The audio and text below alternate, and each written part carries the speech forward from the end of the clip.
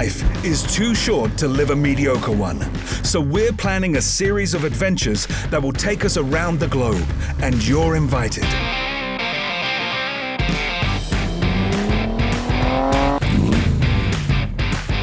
Welcome to Breed of Speed. It's time to do this.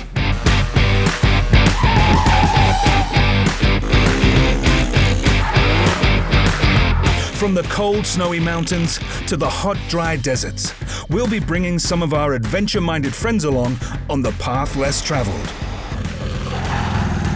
Where adventure is synonymous with lifestyle, there are only two rules. When adventure calls, be ready. And second, bring a helmet. We're going to meet a lot of talented and experienced adventurers along the way. Whether it be on land, sea, or in the air, you'll have a front row seat to explore amazing destinations while having access to some of the world's most exciting vehicles along the way. Welcome to Breed of Speed.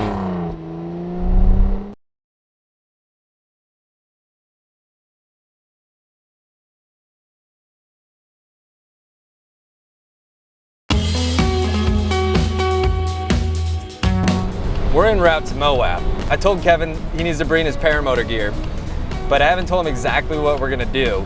What we are actually gonna do is I want to fly through Corona Arch. This is Arch right in the middle of Moab, and I'm kind of curious how he's gonna react. He's either gonna be down for it, he's gonna shake his head, but that's the challenge. So essentially I have 2 hours to kill before Kevin arrives, and so I want to go up and scout out Corona Arch to kind of get an idea of what I'm going to deal with when attempting to fly through this.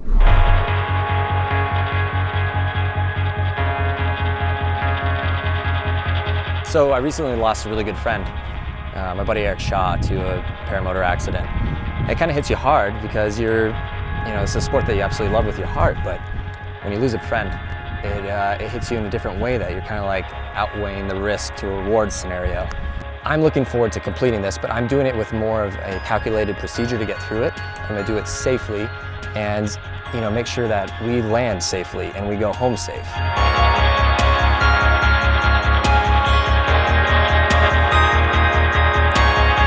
Well, as you can see, here it is. It's absolutely massive. I was a little worried being at that far away. It looked rather small. I didn't think I was going to clear it coming through it, but it's huge. I think entryways on both sides are going to be more doable now that I actually got to see it way up close and personal. I'm still a little bit nervous with winds and all these other variables, but altogether, I think this task is going to be totally doable just for the main reason of I have a lot of exit points. Yeah, I'm really excited now. Our expert, his name's Tim. The guy's in his 80s. I mean, he's about as legendary as you can get. He's taken every aircraft you can think of and flown through every arch that you could fit an aircraft through. So I'm gonna kind of pick his brain on how to best approach entering this arch and how to best approach exiting it. Thanks a lot for meeting me out here. Well, you're welcome. I mean, this is kind of a goal that I've been wanting to knock out. I've tried multiple times. I've got shut down by weather, got shut down by mechanical faulties. But it comes down to, I mean, you're a legend in my eyes as far as you've done this so many times. What are things that I need to look out for? The wind Yeah. is the quickest thing that can kill you. When you've got perfect looking weather and the sun is shining and you're in the right time of day, and you got to remember that some of these arches are situated where it's the wind that makes the arch. That's true. In a lot of arches like Wilson down on the highway 30 miles south of Moab, the wind blows up the fin and the arch goes through the fin, but the wind normally blows out. So it's like channeled through there. Yeah. And so in other words, it's pushing you toward one of the sides. Did you have a plan B? You got to hit the middle of the arch. If you get to the point of no return, there's no going back. If you can't turn around, then you're committed. You're committed.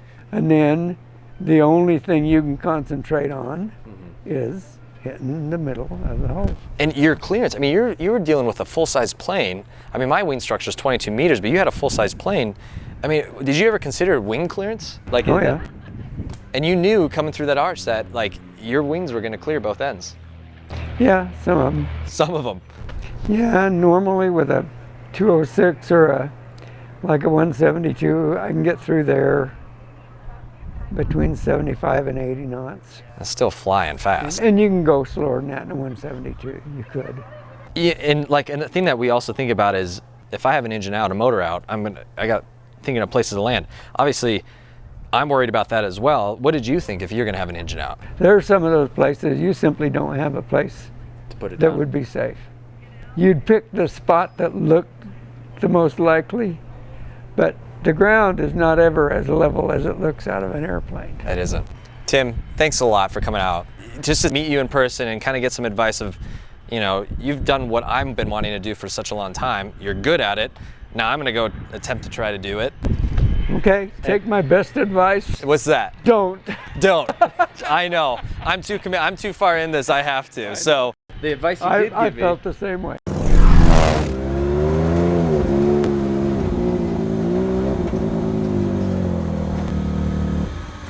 What's up? Hey, buddy.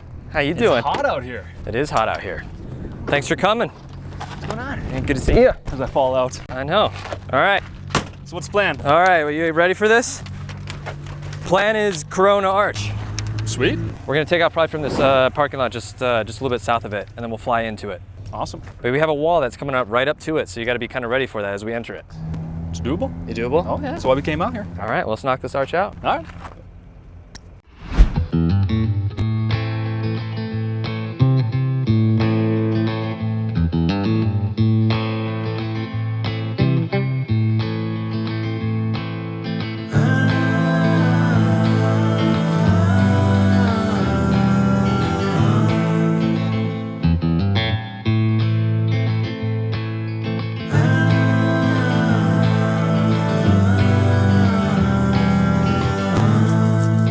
To cross these two power lines, and then we're going to drop low and follow the river that way. So, and the only other power lines that we have to deal with is by Poison Spider. We can enter both ways. Like I went and scouted out yesterday, and it's huge.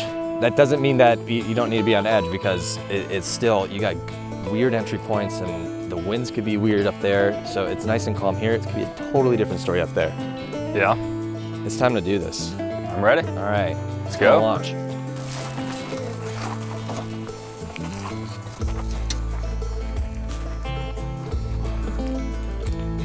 Put my gas cap back on, didn't I? Yeah, your gas cap. Oh, that'd been great. Halfway over there. Oh, I've done it before. Then I bend over and. Yeah, when the fuel's running low, I wonder why. You got a full tank of gas, right? I got 2 hours worth. And no clock. 2 hours worth of no clock. Yeah, you got quite a bit of gas. When in doubt, throttle out. Might not be your best friend. It's gonna be funny is if we get over there and we get a headwind. Oh, I'm coming right down on the road. If it comes to it, get out of the way. I'm landing. This is the safest method to start a paramotor. Okay, ready? All right, buddy, you got this.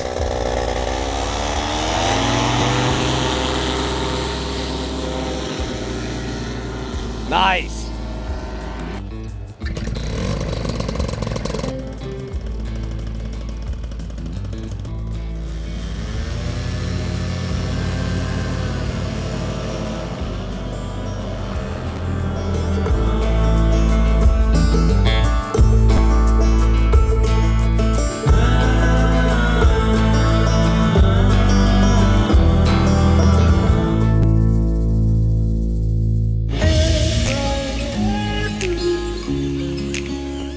En route over to the arch was, I mean, probably some of the most stunning flying I've ever seen.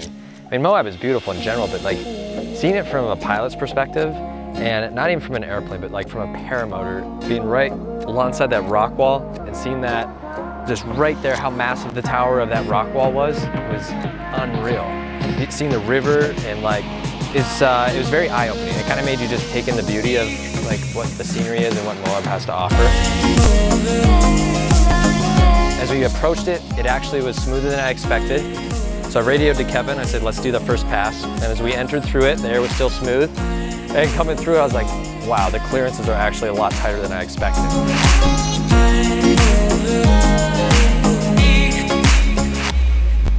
So we're flying in through these sections and we did multiple passes through the arch. And it's like wind conditions are good, the sink is minimalistic. I was getting hit with his wake turbulence because I let him lead a couple times. His prop gives off this turbulence and my wing will feel that. I come through it and it's just shaking and you know, your brake toggle pressure goes soft for a little bit. So, you know, you're kind of on edge, but you want to get as close as possible because that's the fun part about it is you can be right there with your wingman coming through that. So we did these passes and then I climb up and I'm reevaluating like, all right, I wonder how else I can enter this. And all of a sudden I see Kevin's engine his prop stopped.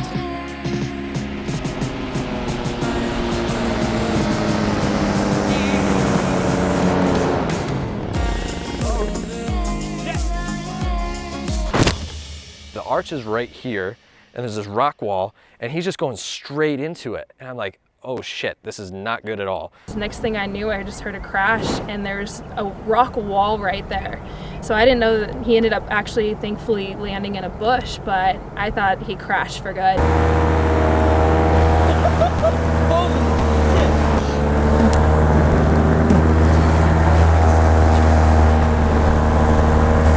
These people are gathered around him trying to assist him and I see his hand goes up with his thumbs up. Woo! Glad you're okay though, man. And as soon as I saw that thumb come popping out of the bush, I was like, oh, you know, I was just relieved because I knew that he was okay. Ooh, I thought I was gonna have to do some first aid or something. Oh, thank you. Thanks for the help, man. You see you're good? Let me see your throat. That's sure a good gash. You all right? Yes. I'm just a river guide here in Moab, and I wanted to hike around Arch this morning. It's beautiful in the sunrise, and as a river guide, you get trained to handle crazy experiences. And I thought I might have to use some first aid or CPR or some weird thing, so I just take off in that direction, and I find him in the tree, and he's moving. I was like, yes, he's moving. Yep, out of gas. Well, I made a very silly mistake, and I wasn't keeping track of the time. I ran out of gas. Thankfully, it was happening right here, happened to come down, and all you can do is pull the trims in. The trims make you go slower, look for your landing zone, and the whole time we're flying, we're trying to keep something in view. So I just looked for the nearest soft thing, which happened to be that tree, and cringe and take it. It's a pretty good gash, dude. Oh, yeah. It was a pretty solid gash, but because of like the training I've done, I knew that he didn't hit any arteries or anything, which was good because he'd be bleeding a lot more. Woo-wee, what a morning. We'll try and put all these pieces back together to the frame just so it stands up easier. Right. If you can come in front of me and just give me a hand. Oh, great. okay.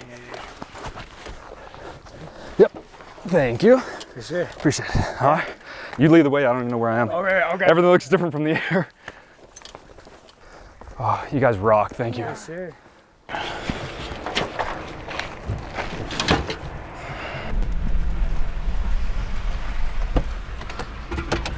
Dude, that was an awesome flight. Holy shit. Could have had different landing. Oh my God, you survived. I just got blood on you, sorry. That's okay. Check it out. Dude, that's from the tree? Yeah. There's like tree parts embedded into that. I know, I was coming in, I just buried the brakes and just cringed and slammed into it. So like what happened? Ran out of gas. I forgot to note what time we launched. So I didn't know how much gas I had left. And that's why I was like, I saw the prop stop. And I was like, what is he doing? And then he went straight into that bush at like Mach 2. It was either a bush or a rock. I took a tree. I mean, you hit the bush the right way, but you hit that so fast. And you came in there and you hit it and like your arms are like embedded in the bush. And I was like, I'm sorry, but I laughed a little bit. I was very concerned, but seeing you embedded in that bush like a typical parachutist would I can picture that. It's like, oh, he's moving. Ah! Thumbs up, and I was like, thank God. I was just like, oh my. I was laughing too. So glad you're okay. It happened. Me too. So we probably should take you to the hospital. I would like that, yeah. Or we get some super glue. Nah, let's go. That's pretty deep. Yeah. Wow. I mean, it kind of shows you the reality of how dangerous and how quickly things turn from great to oh shit moments. My concern was hitting the arch. Well, we don't really think about the other concern. What if you have an engine out here or here? It happened to Kevin, and it's eye-opening. It makes you reevaluate now, where are you flying? Where do I land? Where do I land? Now we got to take him to the hospital and make sure that he's, we're gonna fix him up. He's got a big wound and it's a risk associated with doing this. We got our task, we knocked it out. I'm more than excited that we did this, and it went smooth up until the point he ran out of gas. But he's in good spirits, he's a tough guy, and so I admire his quick thinking as a pilot to fly into the bush, take the impact, and minimize a lot of damage. And he did, minus the cut, the gash. He did an excellent job as a pilot for managing an emergency situation.